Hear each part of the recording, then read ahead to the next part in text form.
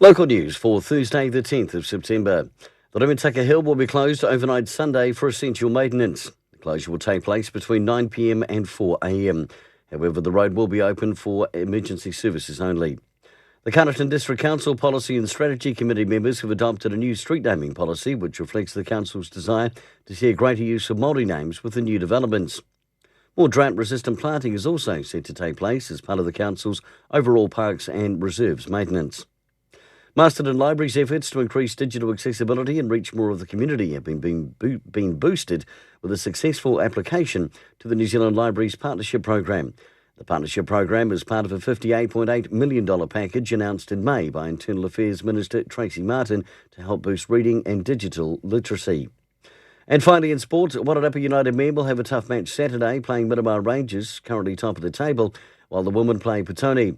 And local league knockout shield games are set to take place this weekend. Kia ora, for local news and sport, I'm Brent Gare.